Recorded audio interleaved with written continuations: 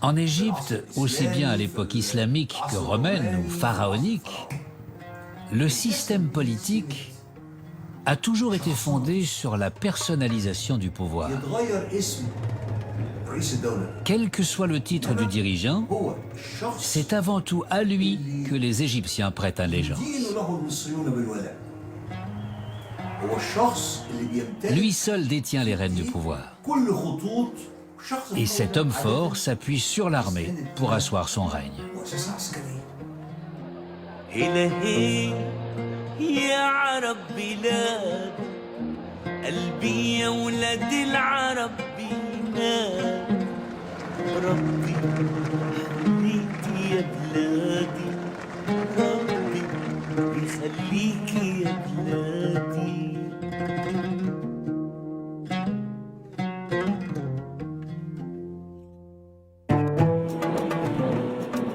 Depuis 1975, Mohamed Hosni Moubarak est vice-président. Mais jusqu'à l'assassinat de Sadat, il est resté dans l'ombre.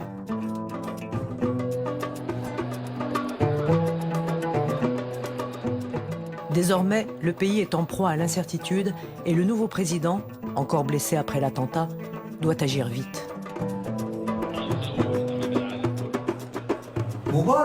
Toute la vision de Moubarak, sa conception politique, s'est construite à partir de la scène où l'homme assis à côté de lui s'est fait assassiner. Il a donc cherché à créer une certaine stabilité et à empêcher l'apparition de toute forme d'extrémisme dans la société. La stabilité est au centre de toutes ces politiques. La première chose qu'il a faite pour apaiser la situation a été de libérer les prisonniers politiques.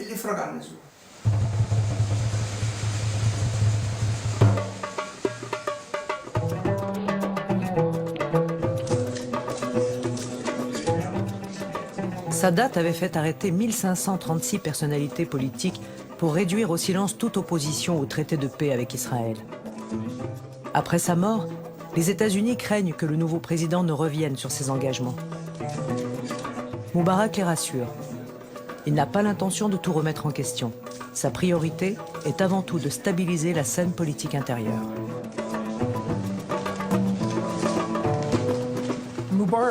Moubarak n'était pas un homme d'initiative. Il était plutôt du genre à calmer le jeu. Pour beaucoup, c'était ce dont l'Égypte avait besoin à ce moment-là. Rassurer les Israéliens, l'opinion publique égyptienne, rétablir les relations avec le monde arabe et préserver celles avec les États-Unis. Entre 1981 et 1984, l'année où ont eu lieu les élections législatives, les gens avaient peu d'attentes sur le plan politique. Le ministre de l'Intérieur, je le sais puisque je suis son gendre, voulait organiser des élections libres et démocratiques. L'apport d'Hosni Moubarak n'allait pas être d'ordre militaire ou économique, mais du domaine de la liberté et de la démocratie. Le soleil de la démocratie ne peut pas se mettre à briller d'un seul coup. Il monte progressivement. Le ministre de l'Intérieur a joué un rôle de relais pour que Moubarak parvienne à un accord avec l'opposition. Hassan Abou-Bacha a organisé le dialogue avec l'ensemble des forces politiques. Il a parlé avec les communistes, avec Refat el-Saïd et bien d'autres encore. Parmi les dirigeants de notre parti, Moubarak a rencontré Khaled. Et il lui a tout de suite fait un salut militaire, car Khaled était plus ancien que lui. Puis il s'est tourné vers moi. « Dieu te punisse !» Mais qu'est-ce que j'ai fait? Ton dossier pèse une tonne avec tous ces allers-retours en prison. Quoi qu'il en soit, Khaled a dit « Monsieur le Président, on en a assez des conflits avec le régime. Quelles sont les limites qu'il ne faut surtout pas franchir ?» Et il a répondu « L'armée. Personne ne doit toucher à l'armée. »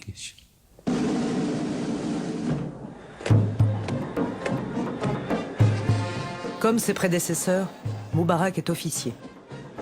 Il sait qu'à cette étape décisive, il ne peut réussir sans le soutien de l'armée. Mais avec la progression de l'électorat islamiste, il doit trouver une solution pour inclure dans le jeu politique les frères musulmans et d'autres partis d'opposition.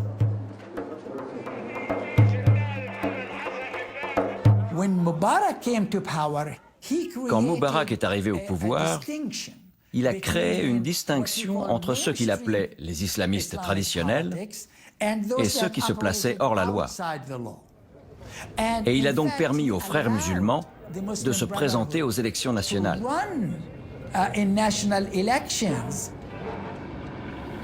Les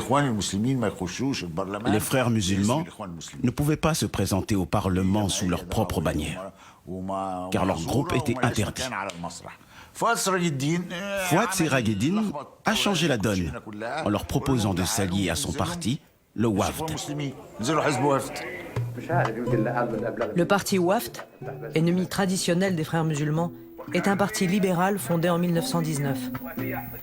Fouad Sirageddine en est le leader historique et il teste les promesses présidentielles en proposant une coalition improbable. Pour la première fois, il y a eu une alliance entre les frères musulmans et le Wafd. Cela allait contre toute logique historique. Il était absolument inimaginable que les frères musulmans puissent s'allier à la plus grande force libérale du pays. Il y a eu une discussion pour savoir si on laissait l'opposition atteindre 5%. C'est évidemment le président qui avait défini les grands traits de cette décision politique. Le ministre de l'Intérieur a annoncé que le Parti national pourrait n'obtenir que 60 à 70% des voix. Le Premier ministre, Fouad Mohiedine, était furieux. Il a dit, « Vous savez ce que ça signifie si nous obtenons moins de 75%? Que nous risquons à tout moment d'être éjectés du gouvernement. » Fouad Mohiedine s'est écrié, « C'est absurde, pas question qu'ils aient plus de 20%. » L'opposition remporte 14% des sièges au Parlement. Et pour la première fois dans l'histoire de l'Égypte, les frères musulmans sont officiellement représentés dans les institutions politiques du pays, mais sous la bannière du parti Wafd.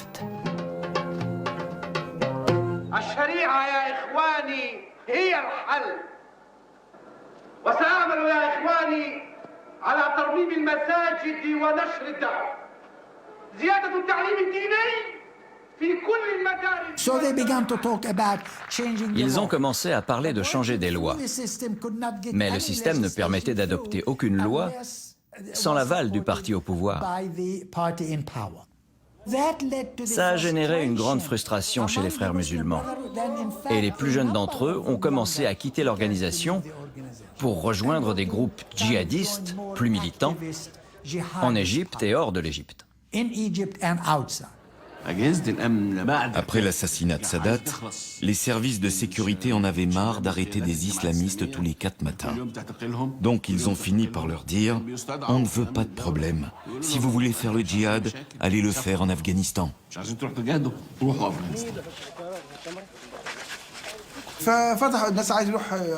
Tous ceux qui le voulaient pouvaient aller en Afghanistan ou ailleurs.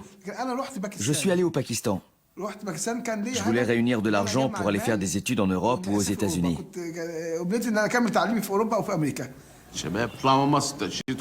Les jeunes sortaient avec un visa de pèlerinage et chacun recevait une certaine somme d'argent. Là-bas, les mouvements islamistes avaient établi des camps où ils étaient reçus et entraînés pour le djihad. Moubarak fait d'une pierre deux coups. Il se débarrasse de la jeunesse militante et marque des points auprès des États-Unis qui, en secret, soutiennent les moudjahidines afghans dans leur lutte contre les soviétiques.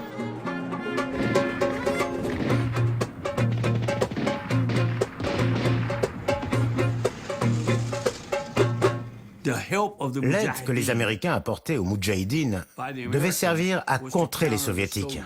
Il ne s'agissait pas encore de lutte contre le terrorisme, mais de montrer qui était le plus fort sur l'échiquier international. L'Égypte avait eu des relations militaires avec l'URSS. Elle produisait du matériel de type soviétique, similaire à celui qui était utilisé sur le terrain en Afghanistan. Cela correspondait parfaitement aux besoins des uns et des autres. Moubarak refuse de s'engager trop avant en Afghanistan. Mais l'Égypte dépend de plus en plus de son allié américain et ne peut rejeter toutes ses demandes. Les États-Unis veulent soutenir les Moudjahidines en sous-main sans prendre le risque d'une confrontation ouverte avec les Soviétiques en pleine guerre froide. L'extravagant sénateur du Texas, Charlie Wilson, trouve la solution. Convaincre l'Égypte d'envoyer ses propres armes soviétiques en Afghanistan. Charlie Wilson était un personnage haut en couleur. Il aimait mettre un costume et un bonnet afghan et se tenir sur la frontière en montrant le poing. Il s'arrêtait souvent au Caire pour parler avec ses amis égyptiens, des hommes politiques ou des militaires. Il rencontrait son ami Mohamed Abou Razala, qui gérait la partie égyptienne des livraisons aux Afghans. Celui-ci était ministre de la Défense et il était considéré comme le deuxième homme fort d'Égypte. Charlie m'a appelé au téléphone et m'a dit « J'ai besoin de toi pour faire diversion. Je t'emmènerai là-bas, tu danseras, on les séduira et on obtiendra ses armes. » Il m'a demandé de me concentrer sur Abou Razala. Je dansais avec une épée que j'ai posée sur sa tête. J'ai fait glisser la pointe jusqu'à l'oreille, puis je l'ai fait descendre, jusque-là. Un type de la CIA était présent. Ils étaient tous là à la table. Bientôt, l'Égypte devient un des principaux fournisseurs d'armes des Moudjahidines. Le général Mohamed Abou Razala a été attaché militaire aux États-Unis. C'est l'un des architectes de la coopération militaire américano-égyptienne. Avec l'aventure afghane, il devient l'interlocuteur privilégié des Américains. Les Américains ont misé sur la relation avec les officiers. Ce sera le groupe que nous courtiserons. C'est ce que Sadat voulait au départ. Et c'est ce que Moubarak voulait. Abou Razala était très populaire, plus que n'importe qui d'autre. En Égypte, c'est fatal. Le numéro 2 doit rester dans l'ombre. Il y a un grand chef et les autres sont en dessous. Abou Razala devenait trop visible. Le pouvoir croissant du ministre de la Défense dérange Moubarak. La crise éclate le 25 février 1986. À son réveil, l'Égypte assiste à un spectacle inhabituel. Les forces de la sécurité centrale sont en train de tout saccager. La malchance a voulu que je sois le premier informé des émeutes de la sécurité centrale à l'hôtel Mena House et à l'Holiday Inn. Qui attaque? Que se passe-t-il? On a fini par me rappeler et me dire « ce sont les gars de la sécurité centrale ». Comment était-ce possible? Jamais dans l'histoire de l'Égypte, une unité de police ne s'était mutinée comme ça. Les conscrits de la sécurité centrale vivaient dans des conditions épouvantables. Ils sont allés directement dans les cuisines. Ils ne voulaient pas détruire les hôtels, même s'ils l'ont fait. Leur but, c'était les cuisines. Ce qui était effrayant, c'est que ça se produisait au Caire, à Gizeh et à Assiout. Donc tout ça était lié. Nous avons repris la situation en main et j'ai appelé le maréchal Abou Razala pour l'informer.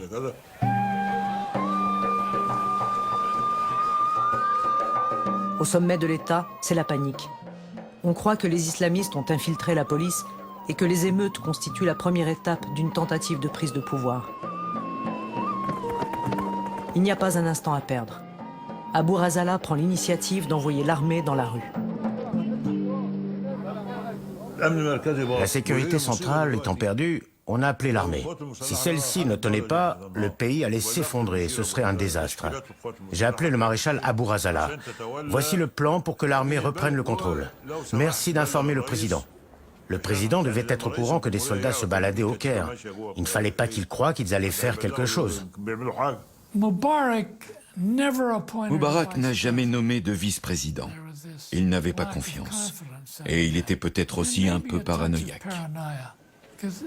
Ses plus proches collaborateurs étaient ses pairs dans l'armée. Ils n'avaient pas peur de lui. Le ministre de la Défense reprend le contrôle de la situation. Mais sa réaction énergique fait comprendre au président qu'il doit lui aussi affirmer son pouvoir face à son trop puissant ministre. Il décide de le destituer.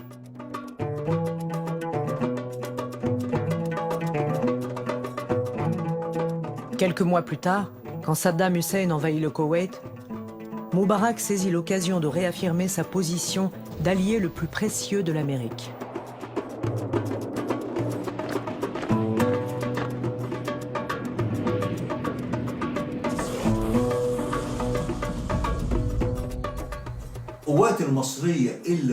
Les troupes égyptiennes ont rejoint la coalition internationale. C'était la deuxième force après les Américains. Pendant la guerre, les services de renseignement égyptiens ont fourni aux États-Unis des informations essentielles, des écoutes téléphoniques, un soutien logistique. Les États-Unis ont donc estimé qu'ils ne pouvaient pas laisser l'Égypte crouler sous les dettes. L'Égypte a accumulé une dette extérieure d'un montant 3 fois supérieur à celui de son budget total, essentiellement auprès des Américains. Ce fardeau paralyse l'économie du pays. Le soutien de Moubarak durant la guerre du Golfe paye. D'un seul coup, les États-Unis annulent la dette égyptienne de 38 milliards de dollars. Mais ce beau geste n'est pas sans condition. En Égypte, lors de cette merveilleuse lune de miel qui a suivi la guerre, Moubarak avait le vent en poupe. Je sentais bien à l'époque que pour que l'économie égyptienne soit plus productive, il fallait que l'État sorte du circuit. Il fallait lâcher du lest.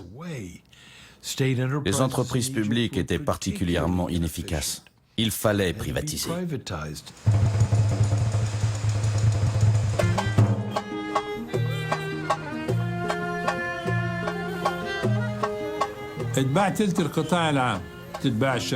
Un tiers du secteur public a été vendu. On rachetait les usines à leur valeur industrielle et on les revendait ensuite à leur valeur foncière. Les usines, en particulier celles qui se trouvaient le long du Nil, ont été vendues pour des projets de lotissement de haut standing, générant des milliards de profits, alors qu'elles avaient été achetées 1 ou 2 millions. En conséquence de quoi, la plupart de nos activités industrielles se sont arrêtées.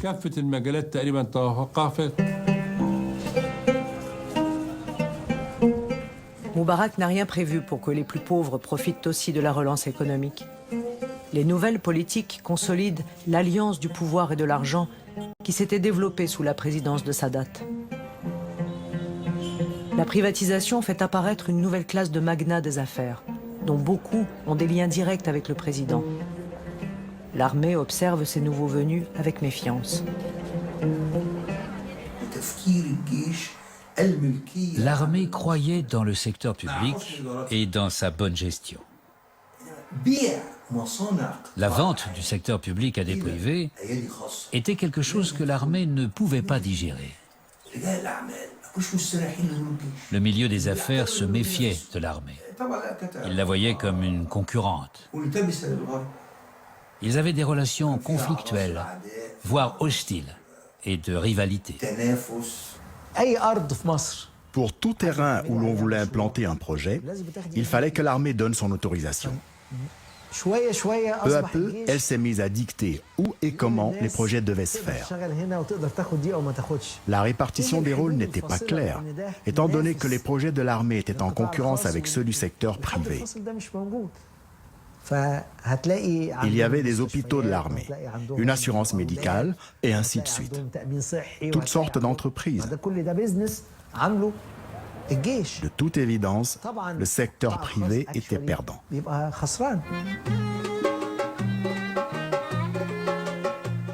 Les entreprises de la défense ont des privilèges que le secteur privé leur envie. Depuis la présidence de Nasser, l'armée tire l'essentiel de ses richesses de l'exploitation des terres désertiques.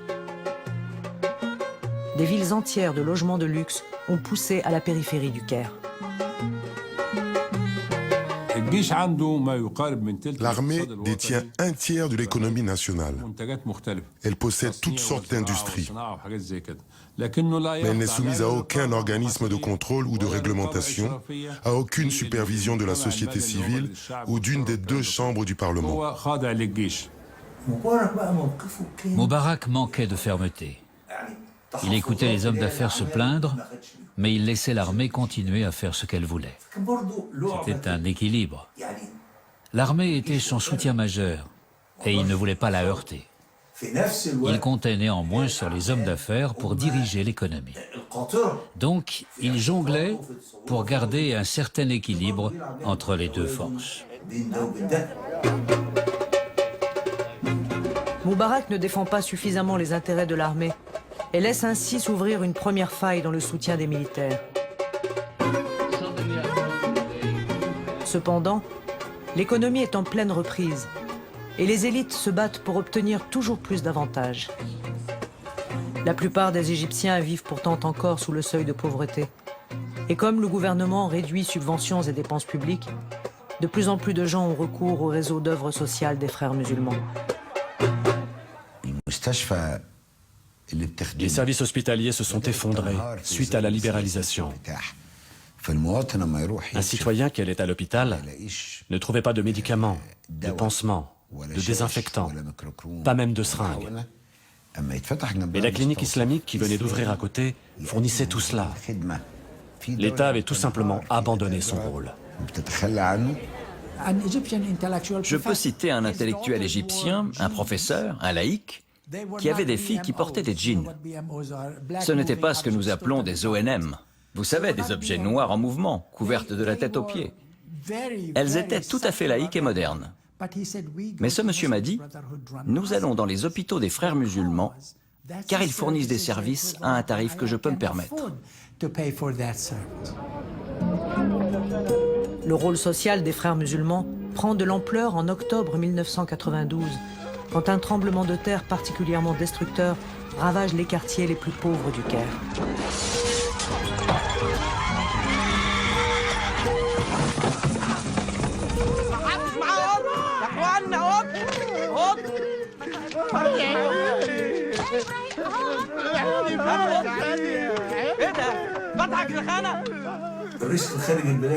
Le président était à l'étranger, donc l'activité de l'État était sérieusement réduite. Les frères musulmans et d'autres mouvements islamistes ou organisations caritatives en ont profité pour distribuer des couvertures, installer des tentes, etc.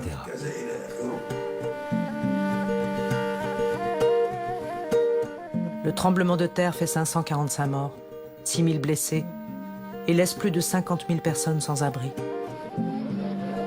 Le gouvernement met beaucoup trop de temps à réagir.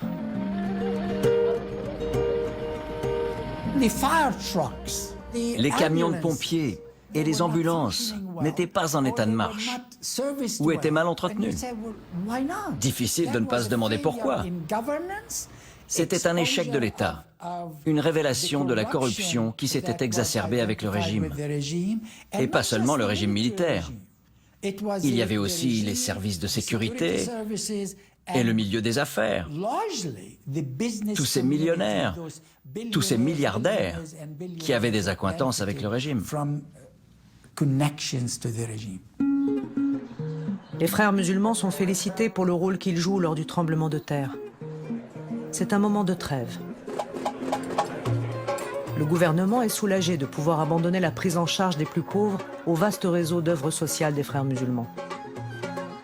Eux, de leur côté, ont hâte d'apparaître comme des partenaires modérés et responsables, n'ayant rien à voir avec les extrémistes djihadistes qui commencent à rentrer d'Afghanistan.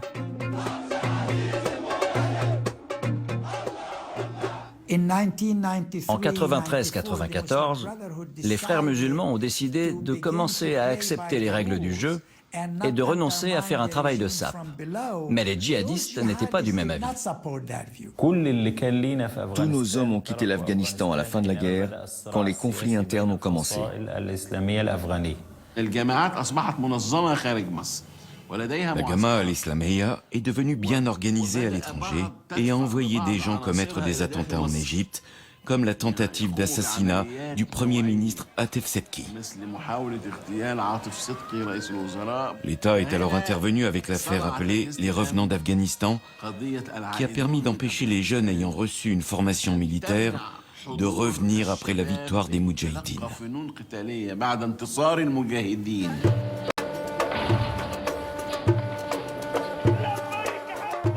Les Afghans, c'est-à-dire les combattants égyptiens d'Afghanistan, n'ont pas l'intention de faire profil bas.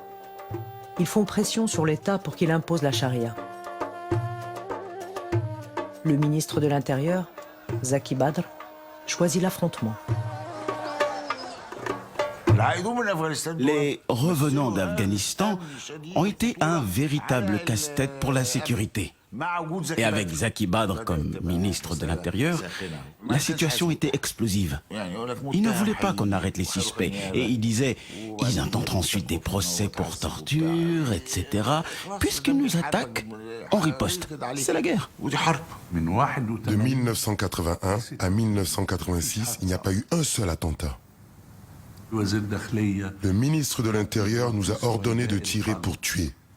Et ils ont mené plusieurs opérations dont le but était d'assassiner des islamistes. La violence appelle la violence. Et dans les années 90, la situation a atteint un point de non-retour. À chaque pression de l'État, les islamistes réagissaient avec encore plus de violence, en s'attaquant aux touristes étrangers par exemple, pour faire réagir la communauté internationale.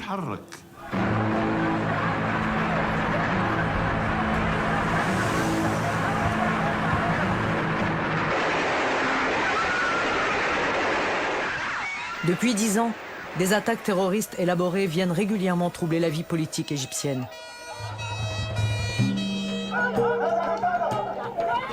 Le 17 novembre 1997, un violent attentat contre un bus de touristes fait 62 victimes près du temple d'Hatchepsout à Luxor.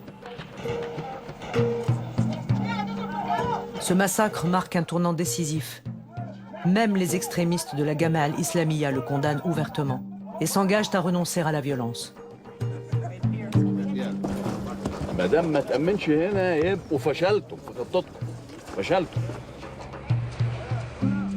Les attentats terroristes s'interrompent. Et c'est seulement à ce moment-là que le gouvernement mesure le terrain gagné par les frères musulmans pendant que les services de sécurité étaient absorbés par la chasse aux terroristes. Une fois de plus, la trêve fragile entre le régime et les frères musulmans est remise en question. Depuis leur fondation en 1928, les frères musulmans ont toujours eu une relation amour-haine avec les différents régimes qui les gouvernaient. Et invariablement, au début de chaque régime, ils ont de bonnes relations. Et à la fin, la tension augmente et le régime se retourne contre eux. Ça a été exactement la même chose avec Moubarak. Il a compris qu'en tant qu'organisation pacifique, les frères musulmans étaient plus dangereux que les organisations radicales. L'État doit équilibrer les forces politiques pour qu'aucune faction ne puisse dominer ou devenir trop forte. Si un groupe prend de l'importance, il va défier l'État, ce qui n'est pas souhaitable. Les dirigeants de la confrérie musulmane ont été arrêtés. L'accusation était la même que lors de toutes les arrestations précédentes. Relance d'une organisation illégale et interdite, les frères musulmans, dont le but est de renverser le régime. Comme ses prédécesseurs, Moubarak pense que malgré toutes leurs protestations de modération, les frères musulmans complotent pour prendre le pouvoir et faire de l'Égypte un État islamique. Cet argument lui vaut le soutien des Américains à l'époque où l'extrémisme islamiste se développe. Puis le terrorisme frappe au cœur de l'Amérique. L'ampleur des attaques du 11 septembre brouille la frontière entre les mouvements islamistes radicaux et les modérés. L'islamisme devient l'ennemi des États-Unis. Les Américains se tournent vers Moubarak. Ils ont besoin de son soutien. Le 11 septembre, on revenait du ministère de la Défense quand on a vu tout le monde devant la télé. Toute la délégation américaine qui était là a commencé à envisager sous un jour nouveau la valeur des relations avec l'armée égyptienne. Il était clair que l'Égypte allait jouer un rôle majeur dans cette nouvelle guerre contre le terrorisme. Les États-Unis craignaient de subir d'autres attaques similaires. Et pour prévenir ces éventuelles attaques, nous avions besoin d'informations. Nous avions besoin de renseignements. Les relations entre les États-Unis et l'Égypte ont commencé à être considérées sous un seul point de vue, dans une seule perspective: le soutien à la politique américaine de lutte contre le terrorisme. Moubarak était totalement prêt à coopérer. Lui, son armée et surtout ses services de sécurité. L'administration américaine remet en vigueur une loi des années 80. Elle permet l'extradition extraordinaire d'individus suspects pour des interrogatoires renforcés dans d'autres pays. L'Égypte de Moubarak devient, en secret, un des piliers de cette politique. Si vous prenez quelqu'un, quelque part, et que vous voulez le déplacer, sans carte d'embarquement, ni passeport, ni siège d'avion, si vous déplacez des terroristes potentiels d'un endroit à un autre, en utilisant des moyens illégaux, illicites, c'est ça qu'on appelle l'extradition extraordinaire. Avant le 11 septembre, on suivait les procédures. Après, on n'a plus pris de gants. On s'est dit, on n'a plus de temps pour toutes ces procédures. Si cette personne sait qu'une autre attaque se prépare, nous devons agir par nous-mêmes. Si la CIA veut interroger un des leaders arrêtés en Afghanistan, où l'envoie-t-elle? En Égypte. L'Égypte mène l'interrogatoire et transmet les informations obtenues. Ce sont les Américains qui décident qui on doit faire parler. Ils reprennent ceux qui les intéressent et ceux dont ils ne veulent pas restent en Égypte. Lors de la chasse à Al-Qaïda à travers le monde, des centaines d'islamistes sont détenus sans jugement ou disparaissent, purement et simplement. Le cas d'un prédicateur égyptien, résidant en Italie, révèle soudain au monde entier que les Américains délèguent en secret la torture à leurs alliés. Après le 11 septembre, tous les Arabes ont été surveillés. Tout le monde. Modérés, extrémistes, musulmans, chrétiens, tous les Arabes en général. J'ai été l'un des Arabes placés sous surveillance.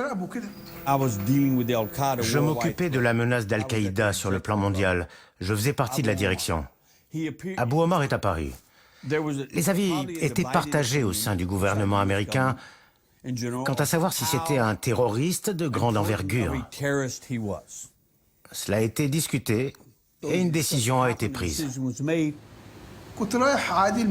J'allais à la mosquée comme tous les jours. Tout à coup, je me suis trouvé devant deux types gigantesques. J'ai résisté, mais ils m'ont poussé violemment dans un véhicule.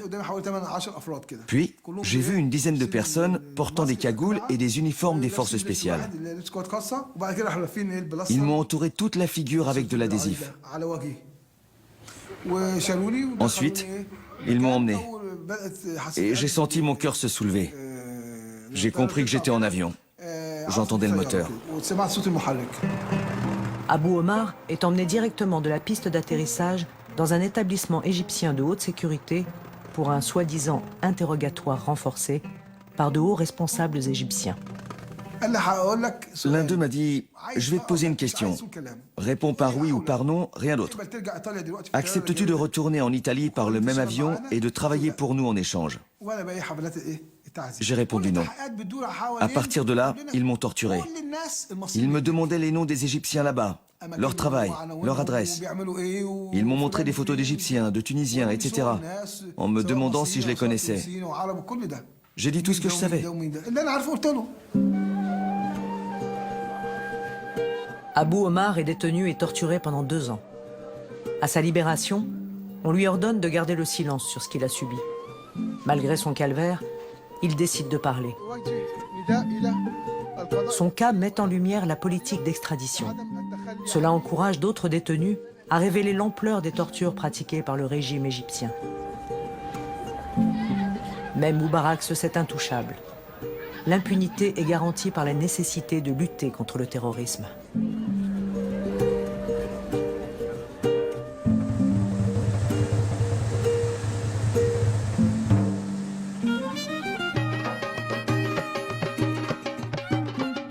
Gamal Moubarak, le fils cadet du président, interrompt sa carrière dans la finance en Angleterre et rentre en Égypte. Le pays est en plein essor et Gamal est convaincu que son retour contribuera au développement. Bientôt, les bruits courent que le président prépare son fils à sa succession. Officiellement, le sujet est tabou.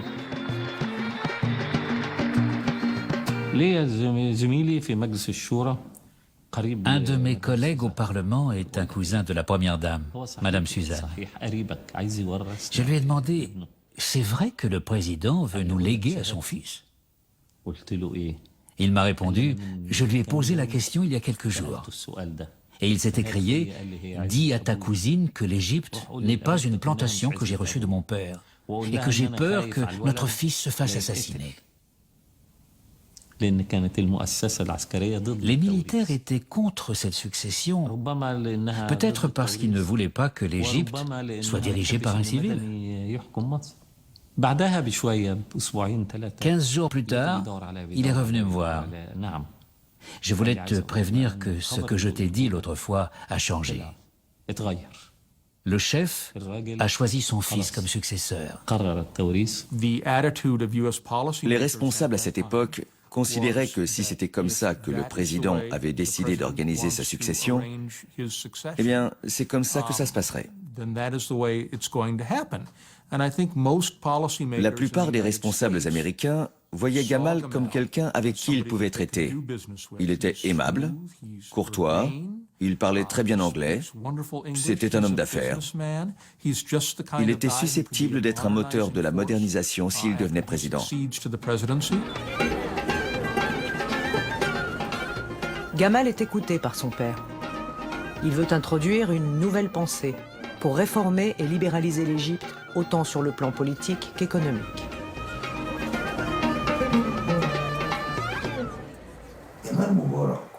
Ce qui a été déterminant, c'est quand Gamal et son entourage ont été invités à la conférence annuelle du Parti travailliste. Tony Blair avait lancé la nouvelle pensée. La presse a commencé à prétendre que Gamal avait l'intention de créer un parti pour concurrencer le Parti national.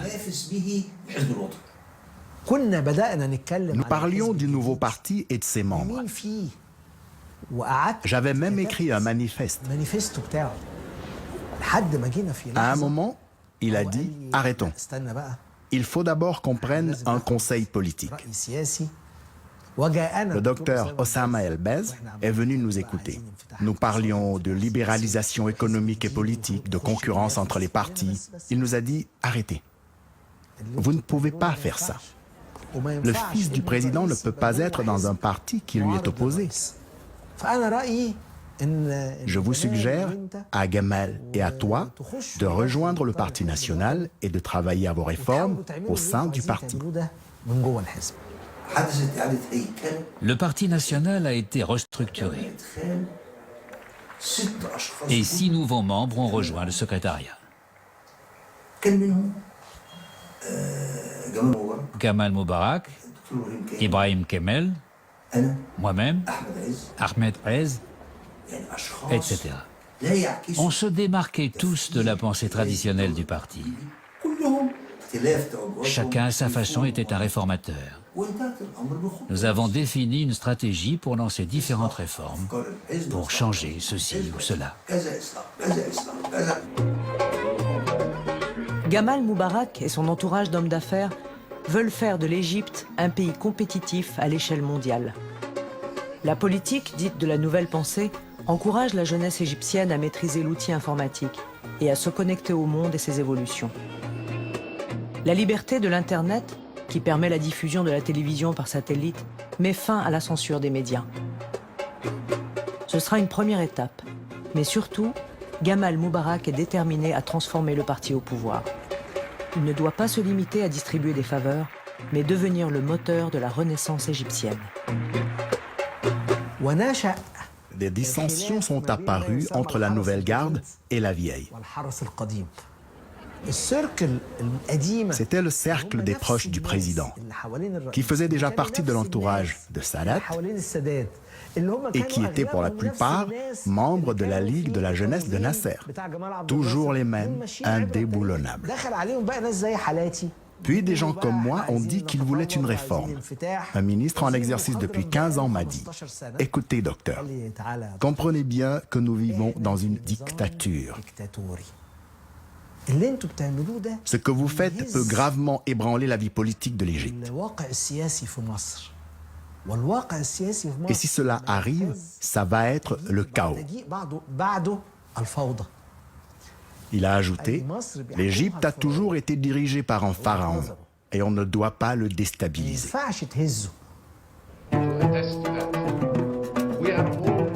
Le remaniement du gouvernement en 2004 crée un choc. L'écrasante majorité des nouveaux venus sont des hommes d'affaires choisis personnellement par Gamal Moubarak. Il devient vite clair que les réformes promises vont d'abord bénéficier à ce nouveau cercle de pouvoir et d'argent. L'armée renacle. Elle se sent de plus en plus marginalisée. Les militaires cherchaient l'occasion d'arrêter ce projet de succession. Nous savions depuis toujours qu'ils seraient là quand le sujet serait abordé. Personnellement, je trouvais que les militaires se sentaient exclus par ce choix de succession que Moubarak avait fait seul, sans tenir compte de l'armée. Ils pensaient qu'un militaire prendrait la suite. Même si Gamal Moubarak était parfait pour le rôle, il n'avait pas le bon nom. L'armée ne pouvait pas laisser s'établir une dynastie. Cela remonte à la Révolution, où ils ont destitué le roi. Il aurait été le premier président qui n'aurait pas fait partie de l'armée. Il n'avait même pas fait de service militaire. Il n'avait aucune expérience des affaires d'État. Les dirigeants du pays étaient-ils d'accord? La réponse est non.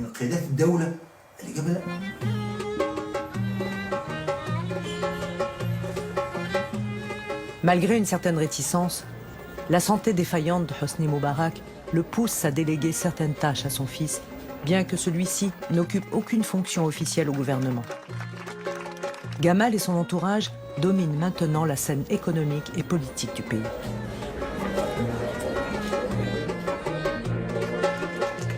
Des élections présidentielles et parlementaires sont prévues en 2005. Il est donc impossible d'éluder la question brûlante de la succession. L'opposition officielle est réduite au silence. C'est au tour de la société civile de réagir.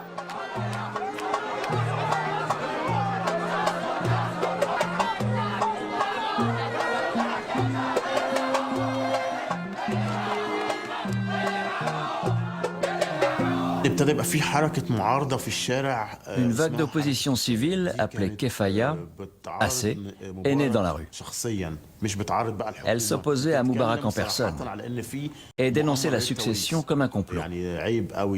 C'est honteux, nous ne sommes pas une monarchie pour que Gamal succède à son père, nous ne sommes pas une république bananière. La manifestation était très effrayante. Nous étions seulement quelques-uns, entourés par une armée d'hommes de la sécurité centrale. Nous avons fondé Kefaya ensemble, musulmans, chrétiens, libéraux. Même les frères musulmans ont rejoint la campagne contre la succession. Les hommes politiques ont sous-estimé l'ampleur, la valeur et la portée de ce mouvement civil. Dire Kefaya assez n'est pas suffisant. C'est facile de détruire ce qui existe, mais ils n'avaient rien à proposer en échange.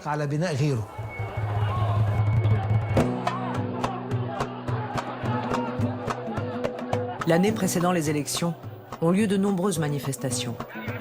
Elles sont brutalement réprimées par les forces de sécurité. Mais les images de la répression circulent dans le monde entier grâce, paradoxalement, aux réformes Internet que Gamal a instaurées. Moubarak doit faire face à des pressions de plus en plus fortes, réclamant plus de démocratie. إن المبادئ السبعة التي تضمنتها مبادرتي استهدفت فتح آفاق جديدة أمام مسيرتنا الديمقراطية. Pour la première fois depuis l'avènement de la République, plusieurs candidats à l'élection présidentielle ont officiellement l'autorisation de se présenter. Moubarak disait toujours « c'est moi ou le chaos, mon fils ou moi ». Je voulais lui montrer que non, d'autres gens existent. Donc je me suis présenté aux élections présidentielles. Ayman Nour a été l'un des premiers à écrire sur la torture. Les gens ont compati et l'ont trouvé courageux. C'était suicidaire. Durant mes réunions de campagne, vous pouviez voir 500 sièges vides et 5000 personnes debout derrière les sièges. Les gens voulaient écouter, mais ils avaient peur de se faire arrêter s'ils s'asseyaient. Pour éliminer la candidature gênante d'Ayman Nour, celui-ci est accusé d'avoir falsifié les signatures nécessaires à la création de son parti politique. Il est arrêté. Ce n'est que le début du défi sans précédent auquel Hosni Moubarak va devoir faire face.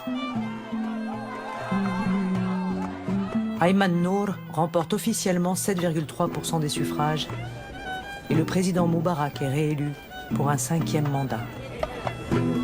Ayman Nour est devenu un symbole. Il n'était pas un bon politicien, il n'était pas un leader, il n'était pas très connu. Mais c'est la réaction des autorités égyptiennes contre lui qui a montré l'étendue de la corruption. La corruption n'avait plus de limites.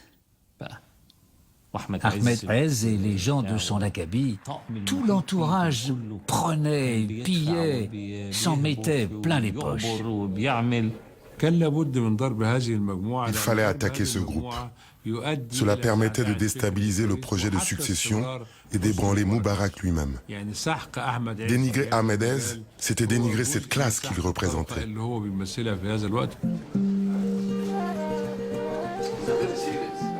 Avec Moubarak toujours au pouvoir et les élections parlementaires 2 mois plus tard, les protestations contre le monopole du pouvoir par le régime s'intensifient.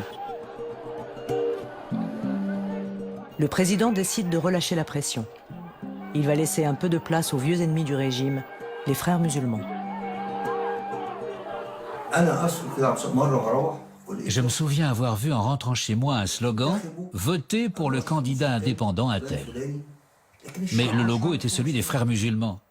Il y avait un Coran, etc. Est-ce que j'étais bien en Égypte? Je crois que ça n'a pas pu se produire sans qu'un accord ait été passé avec la sécurité. Et aucun service de la sécurité n'a pu donner son accord sans l'aval du président. Les gens croient qu'en Égypte, la politique se fait au hasard. Mais non. Tout est basé sur des accords. L'opposition obtient des sièges dans le cadre d'un accord. Ça ressemble à la démocratie, mais au fond, ça n'en est pas. C'est un arrangement. L'opposition a tant de sièges, nous en prenons tant et nous en donnons tant aux frères musulmans. Tout est conclu secrètement à l'avance. Les frères musulmans, en tant qu'indépendants, ont obtenu 88 sièges au Parlement. Le Parlement de 2005 était une structure forte et les frères musulmans s'en sont servis de tribune pour s'exprimer et diffuser leurs idées. C'était le plus grand groupe d'opposition jamais vu au Parlement, dans toute l'histoire de l'Égypte. Et ils ne se comportaient pas comme des partisans fanatiques de la charia. Moubarak répétait aux États-Unis « Ne vous laissez pas abuser par les frères musulmans. Si vous creusez un peu, ce sont tous des terroristes, des radicaux. Ne vous laissez pas berner. » Les États-Unis sont toujours aux prises avec les répercussions du 11 septembre. La nouvelle administration américaine estime tout de même que la répression exercée par ses alliés musulmans alimente l'extrémisme. De plus, la liberté de l'Internet et la multiplication des téléphones portables avec appareil photo permettent aux blogueurs d'exposer l'étendue des violations des droits de l'homme.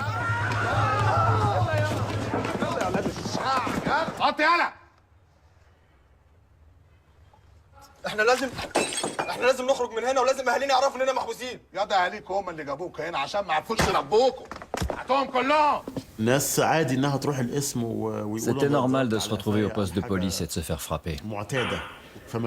On n'était pas particulièrement mobilisés contre la torture. Puis il y a eu Abu Ghraib. Et le choc est venu fin 2006, avec la vidéo d'Emad El-Kébir. C'était un chauffeur de bus victime d'agression sexuelle dans un commissariat à Bolak. البلد فيها قانون. قانون. هنا في قانون واحد بس. قانون حاتم. تعال يلا. La brutalité policière que connaît l'Égypte depuis des décennies n'est que la part visible de l'iceberg. La corruption est désormais orchestrée et règne à tous les niveaux. La corruption est insaisissable. Quand on arrive à la prouver, ce n'est plus de la corruption, mais un crime. Elle ne parvient jamais jusqu'au tribunal. Par exemple, un nouveau ministre est nommé. Le lendemain, le ministre du Logement l'appelle. Je vous donne une villa, elle vaut 1 million. Quelques mois plus tard, il rappelle en disant qu'il a une offre pour la villa à 4 millions. On va la vendre pour vous. Vous paierez le million que vous devez et vous garderez 3 millions. Sur le papier, tout est légal. Achat et vente. لا لا اقل من 250 مليون مش ممكن. ما تنساش اللي فيه عمولات ومصاريف واحنا مش عايزين السوق يخرج من ايدينا. امبوسيبل مون شير. نو واي. انا ايام ما كنت في الوزاره قضيت على الرشوه والمحسوبيه. طبعا احنا كلنا لازم نعمل لتحسين احوال البلد.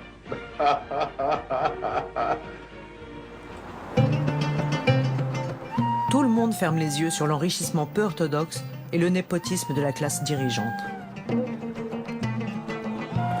Mais en février 2006, c'est la catastrophe. Le ferry El Salam de retour d'Arabie Saoudite coule dans la mer Rouge avec 1400 passagers égyptiens. L'accident fait 1033 morts.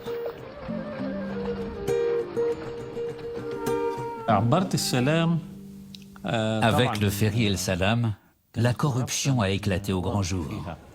Mamdoua Ismail était membre de la commission de contrôle des ferries et il en était le propriétaire.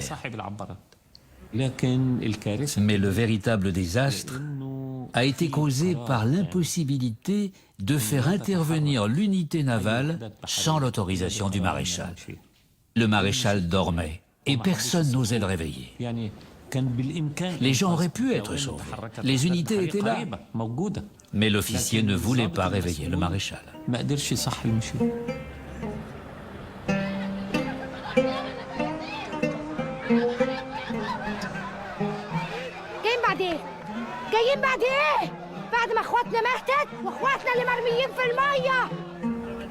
Le bateau, vieux de 36 ans, a été acheté au rabais. Il n'était plus autorisé à transporter de passagers. Quelques jours avant son procès, le propriétaire, qui a des relations au plus haut niveau, quitte le pays.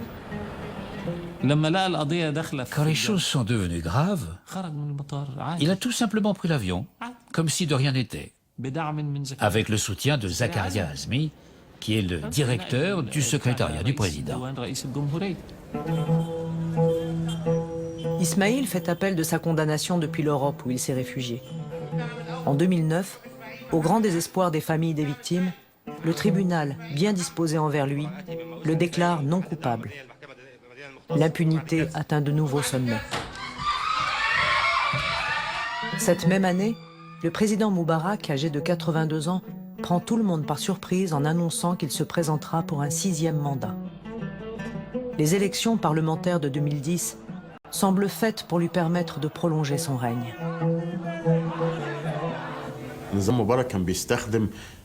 Le régime de Moubarak fonctionnait selon le principe de la cocotte minute. On laisse bouillir la cocotte et juste avant l'explosion, on relâche un peu de vapeur. On laisse les gens exprimer un peu de frustration et puis ils se calment.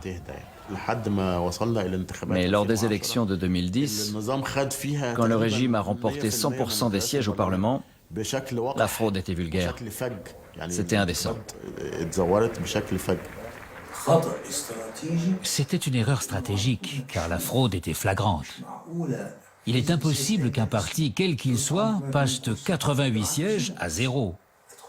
Personne ne peut y croire. Pour tout le monde, c'était le signe que le Parlement allait entériner la succession. Les Égyptiens sont résignés à voir encore Moubarak au pouvoir pendant de nombreuses années. Mais ce qui mettra le feu aux poudres, c'est l'affaire Khaled Saïd, un jeune homme d'Alexandrie. Khaled Saïd était dans un café à Alexandrie. Il a résisté quand la police est venue l'arrêter. Ils se sont bagarrés dans la rue et il a été emmené dans une cour où il a été tué. La police a inventé une toute autre histoire et elle n'a même pas présenté ses condoléances à la famille. C'était vraiment choquant. Mais personne n'imaginait que la réaction serait si forte. Dans tout le pays, des manifestations éclatent pour protester contre la brutalité de la police envers Khaled Saïd. Pendant des années, j'ai publié des histoires de gens tués, torturés, humiliés. Un chauffeur de taxi torturé, bon, on s'en fiche, on les déteste tous. Ils sont grossiers, arrogants. Mais quand Khaled Saïd a été tué par la police, les gens ont été terrifiés. Ce n'était pas un chauffeur de taxi, ni un loupard, donc ça pouvait arriver à chacun d'entre nous. Ça ne nous dérangeait pas tant que ça arrivait aux pauvres. Mais quand ça s'est mis à toucher des gens comme nous, il y a eu un soulèvement. Cet événement, c'est l'effet papillon dans la théorie du chaos. Un battement d'ailes de papillon au Japon peut changer le temps au Mexique. C'est pareil. La mort de Khaled Saïd et un homme qui s'est immolé en Tunisie ont fait tomber le régime égyptien.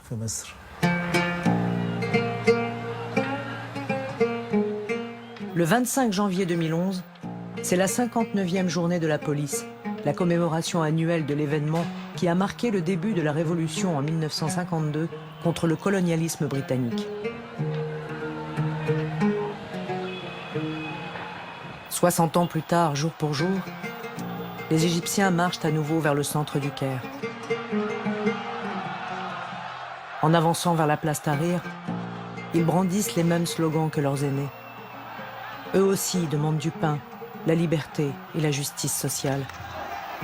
Eux aussi exigent la fin d'un régime tyrannique.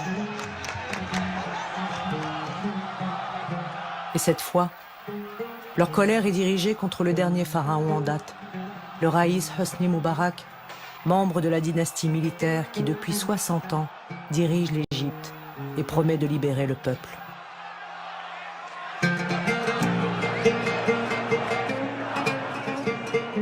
Pour des raisons différentes, l'armée et les frères musulmans soutiennent chacun de leur côté ce soulèvement populaire. La trêve aura été de courte durée entre les deux seules forces politiques du pays. Aujourd'hui encore, ce sont elles qui mènent la danse qui définit la vie politique de l'Égypte.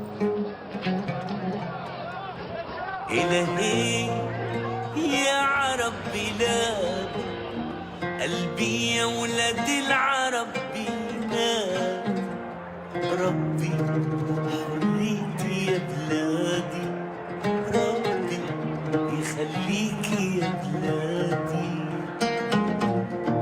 غير الوطن من هو غير الوطن الآن غير الوطن الدين للي عادي إلهي يا عرب بلادي قلبي يا ولاد العرب بينادي ربي حريتي يا بلادي ربي يخليك